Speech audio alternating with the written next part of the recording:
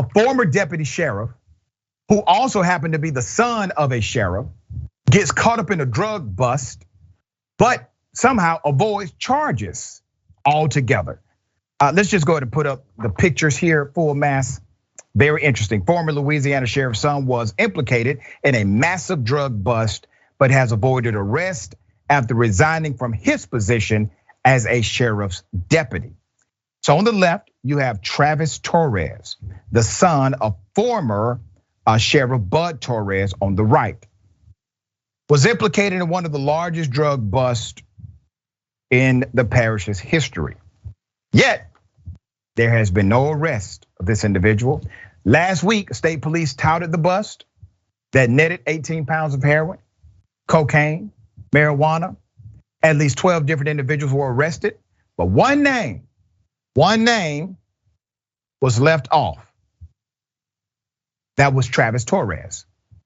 Employment records obtained by the WBRZ Investigative Unit show Torres resigned his 7-year post as a Iberville Parish Sheriff's deputy August 9, 2022.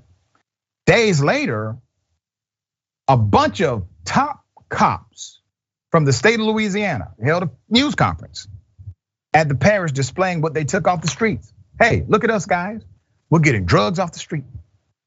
Let's hold a press conference, make an example, show people we're big and bad. But then, wait a minute, if you're big and bad, why didn't you lock up the cop that was involved? There's more.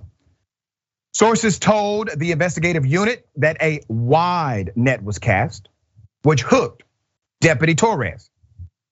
He avoided being arrested even though sources said he was involved in the purchasing of some of the drugs.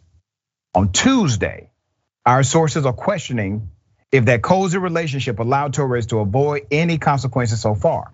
WBRZ asked Louisiana State Police why Torres' name was left out of the news conference. We also wanted to know if he was given special treatment. So we got a statement from the Louisiana State Police. They issued a statement directly to the local news agency. It says, and I quote, as part of our ongoing investigation into illegal narcotics trafficking within Pointe Coupee Parish, investigators continue to examine the involvement of numerous subjects with additional arrests possible in the case.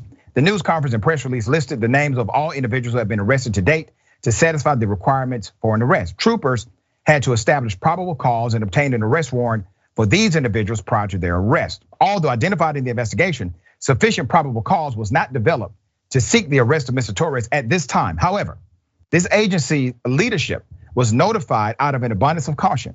As additional evidence and probable cause is discovered, troopers will not hesitate to present those findings to the appropriate judge and proceed according to the law. The case remains active and ongoing. All right, here's what's going to happen. All right, I peep gang. They're going to eventually arrest the guy, more than likely, only because of the public pressure and scrutiny applied. They tried to get away with it. They are realizing now they cannot. And so their language is clear. Well, if we get more information, we will present it to the judge. And guess what will magically happen in about a week or so? They're gonna get some more information. Torres will be held accountable if public pressure remains steady. All right, A.B, thoughts here. Well, I think this goes to, again, highlight the culture of the police departments, right, in different states. And I think this is another reason why we need not only a federal, but a state system that tracks police behavior, tracks any investigations they may be under, because what we see a lot of times is they resign before they're caught and then they go and hop ship. So if he's not arrested, right, if there's not enough public pressure and say he just slips through the cracks, he's on to the next department and we have this issue all over again. That's right, very well said.